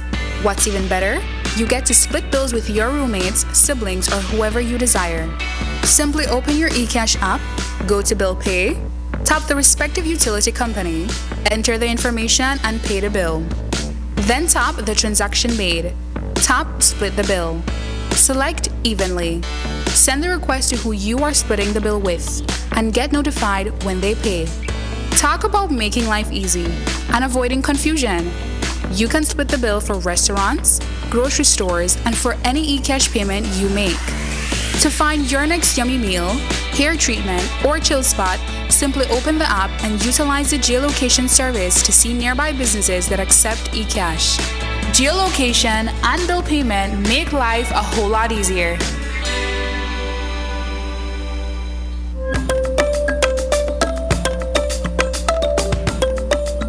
¿Reúnes los requisitos para la amnistía 2022? Esta es tu oportunidad de aplicar. En el sitio web www.immigration.gov.bz encontrará una lista completa de todos los documentos necesarios para la amnistía según los criterios para los que eres elegible. Asegúrese de reunir todos los documentos generales y de respaldos necesarios y las traducciones necesarias. Haz tu cita en línea con cualquiera de nuestros centros de registro a nivel nacional. Ahí presentarás tus documentos y completarás las entrevistas requeridas. Después, se te entregará un recibo de aceptación.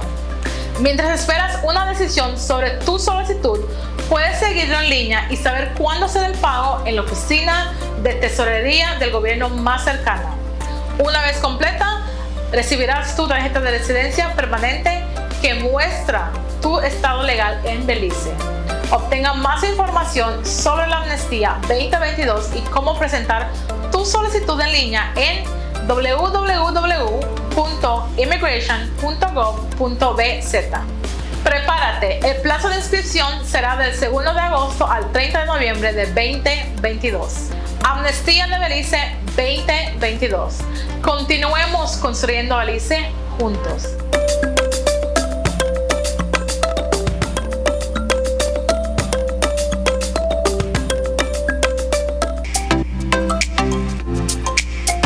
Everyone, including our elderly, needs to stay connected with their loved ones. With Smart's Golden Citizen broadband program, senior citizens can sign up for 10 megabytes of unlimited internet at a low monthly cost of $25. Citizens over 65 can sign up with a valid ID and receive free installation plus 1 month free on selected broadband plans. Visit a Smart showroom near you for more information on how you can enjoy Smart's Golden Citizen broadband program. Smart, bringing people together.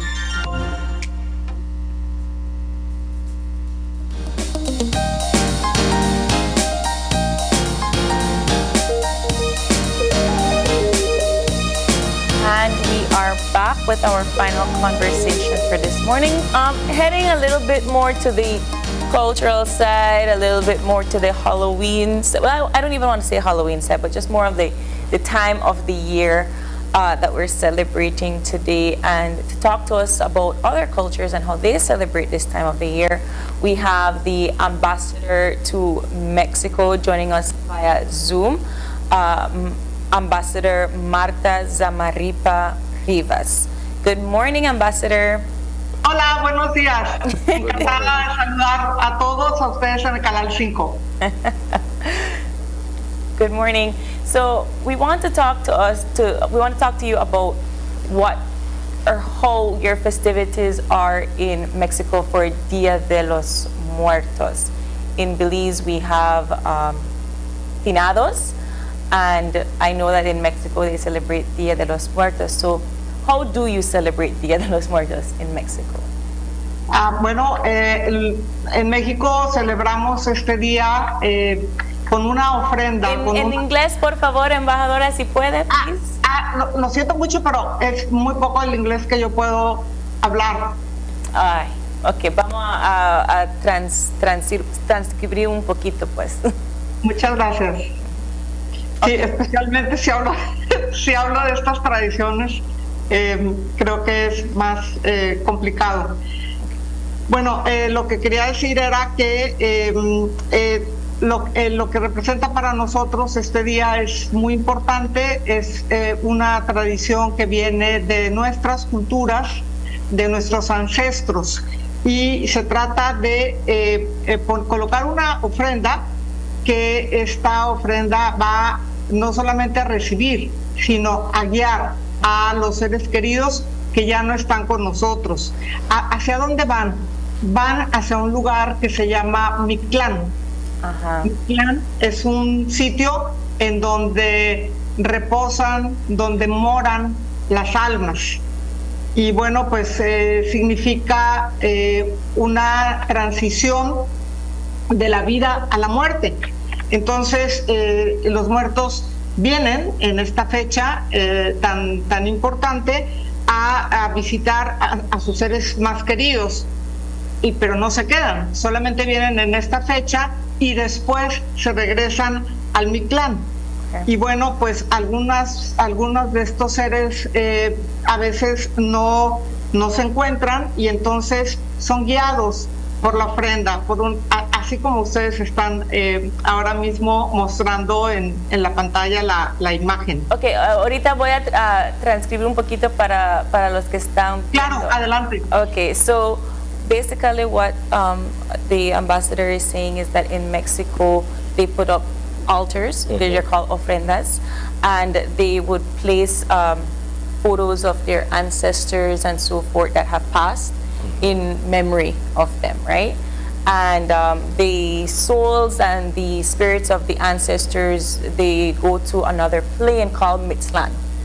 And that is where they rest, that is where the souls go to pass. And they put the offerings on the altar on this particular day so that they can live out the memories and they're able to live a fruitful life in the other plane. That is essentially what the altar is offering there. So this is like a shrine being dedicated in honor of the dead, your ancestors that have passed. And these are the spirits and the souls of our ancestors dwell in another plane. Okay. And what we offer to them, they're able to receive on the other plane, but it's not just for them to receive what is on the other plane. You placing these photos and providing a meal or providing something that they cherished when they were alive keeps their memory and their soul alive and so in this the other plane. If I'm understanding correctly, is like an afterlife? Yes, yes, it's called Mictlán. Okay, puede continuar, embajadora. Qué amables. Thank you very much for your courtesy in my language. No problem. Go ahead. Bueno, pues quisiera comentarles que el colorido de la ofrenda tiene diferentes significados. Okay. Entonces, lo que la tradición nos dice es que los seres que ya no están con nosotros solamente pueden ver dos colores. Y esos dos colores son el naranja y el amarillo. Ustedes mostraron en pantalla las imágenes de la flor de cempasúchil y por eso es tan importante y en todos los altares de muertos se coloca esta flor de cempasúchil, porque entonces ese color naranja o amarillo de la flor es la que guía a los seres queridos, a nuestros seres queridos que ya no están con nosotros. So she's saying that there are particular colors on the altar, the orange and the yellow. They signify the color of that particular flower. I can't pronounce it. But the stairway that would guide the ancestors to come to our plane at this time is in the form of these flowers. And so you put the colors of yellow and orange to basically guide them to your altar and to your home. Yes, those colors right there. Sí, interesting. Continúa, embajadora, por favor. Claro que sí. Bueno, continuando con los colores, entramos ahora al significado del blanco. El blanco, las flores de color blanco, lo que nos representan es la purificación del alma y las elegidas para poder representar esto es una flor pequeñita que se llama nube, son muchos racimos, o el crisantemo. Entonces, esta purificación se representa a través de este color blanco. Pero también hay otros colores, como por ejemplo de los guerreros muertos, o también representan a aquellas mujeres que murieron en un parto. Casi siempre para representar esto, la flor que se utiliza es una flor que se llama de terciopelo, y entonces pues así estamos entendiendo qué significado tiene a través de los colores y de las flores el estado de nuestros seres queridos. Por otro lado, el color verde es el que simboliza la juventud. Okay, so she stated 3 other different colors: white, red and pink, and green. And the white is for purity, for the soul, and the red or pink is for the past guerreros or military leaders that have fallen in the wars and essentially gave birth to what is now present-day Mexico.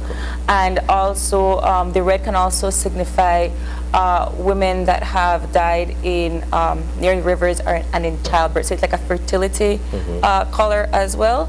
And then green stands for youth. Youthfulness. So the colors are all, the colors and flowers provide a particular representation of something that embody humanism. Yeah. So I'm learning this. It's an interesting history course. Yes, it is an interesting. I didn't know the significance of the colors, so definitely something worth being reminded of. ¿Eso es todo, embajadora, o hay más? No, hay más. Ok, vamos, dale. Bueno, debo decirles que esta tradición ya no es exactamente tal como era con nuestras culturas, con nuestras culturas indígenas, porque luego llegan los españoles y incorporan a la tradición del altar de muertos y al Día de Muertos otros elementos. Entonces, por ejemplo, ellos deciden que haya más niveles o más pisos. Y entonces, en este cambio o en este añadido, ahora un altar puede ser más pequeño, pero digamos que si lo quieren poner tal cual en esta fusión de culturas, es de 7 pisos. Oh, wow.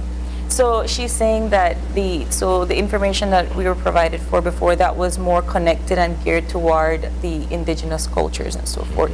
And then the other parts of it, where the other tiers of the altar came to practice, were essentially influence of the conquistadors and Christianity that came forth afterwards. So not everything that is embedded in the altar per se is strictly indigenous roots, because of course you have the Virgin Mary and the the crucifix, and so there are symbols of Christianity that have been influenced by the Europeans that came to this side of the world. So the altar itself is not just indigenous, it is a fusion of indigeneity and Christianity mixed together. Perfect. Right. Gracias, embajadora. Thank you very much for your invitation. It's my pleasure to be with you. Thank you. And also, I wanted to point out that you can find this ofrenda at the Mexican Embassy in Belmopan, and I'm not sure if there's one in Belize City, but usually for this time of the year they put this big ofrenda in the Mexican Embassy in Belmopan. So for anybody that is interested and would like to see how our traditions kind of have that similarity with those from our Central American counterparts, you can always visit the embassies for that. Thank you so much, Ambassador Rivas, for that lovely history lesson. I like very much invite you visited our embassy, please. Yes. Because there are chocolate and death of bread. Oh, okay. Pan de muerto. Welcome. It's your home. Okay, I think I'll show up this afternoon. Thanks. Right. Gracias, embajadora. Goodbye. Good day. All right, and with that said, we are going to take our final break and we'll be back for wrap up, so stay tuned.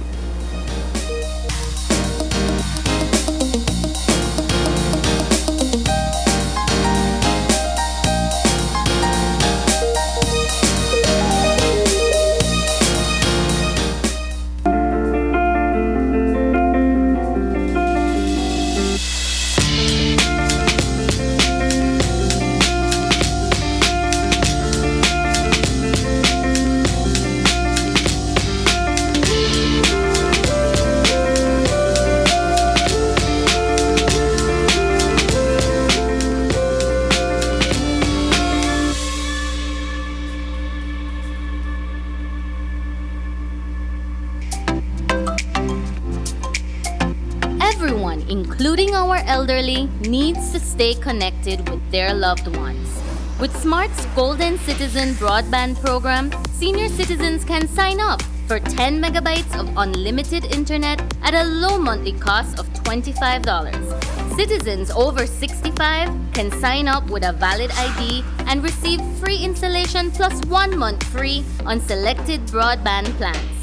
Visit a Smart showroom near you for more information on how you can enjoy Smart's Golden Citizen Broadband program. Smart, bringing people together.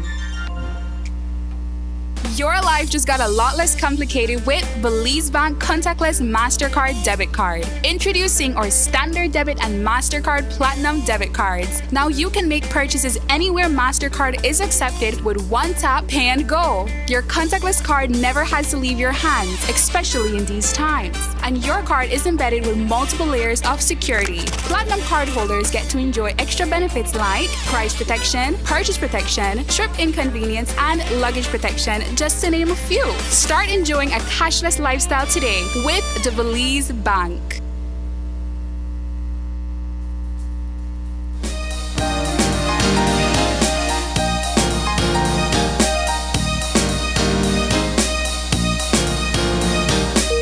And we are back just like that. We're wrapping up the morning show, and we want to thank all of our viewers. Thank you, all of you near and far, for tuning in this morning. But of course, we'd like to say thank you to our guests. Certainly.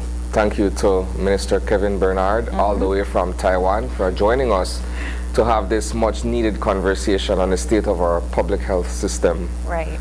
And the crisis that has befallen KHMH. Right, and of course we're going to be keeping a close eye on that story. And of course we would like to thank very much the ambassador, to the Mexican ambassador to Belize, Ambassador Marta Zamaripa Rivas, for joining us this morning. I have to say thank you to her, because I know that coming in and speaking in a completely different language in another space is really difficult. So we thank you so much and commend you for your time. And naturally, I would need to say thank you to everyone that is appreciative of other cultures, our viewers that is appreciative of learning new concepts every single day. We appreciate you. And of course, if you have a tip or an educational tip for us, you can always let us know.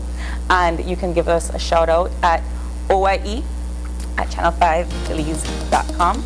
And you can also catch our live stream on Facebook at Open Your Eyes BC, and our highlights on Instagram at OIE Belize. We do want you to have a safe day. I know that it's Halloween. There are going to be some persons that celebrate it, will be out trick-or-treating and so forth, but do your best to stay as safe as possible. And of course, be sure to keep your eyes, your minds, and your hearts open. Have a safe day. We'll see you tomorrow. Goodbye, Belize.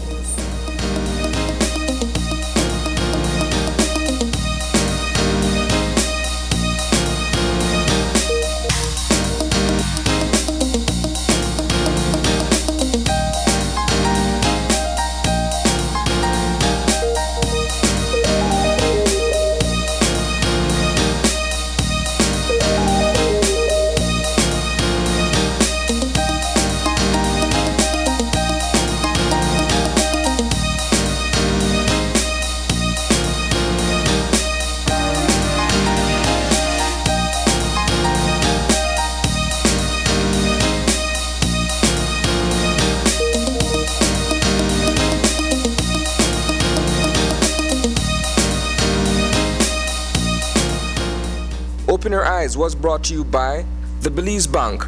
Our country, your bank.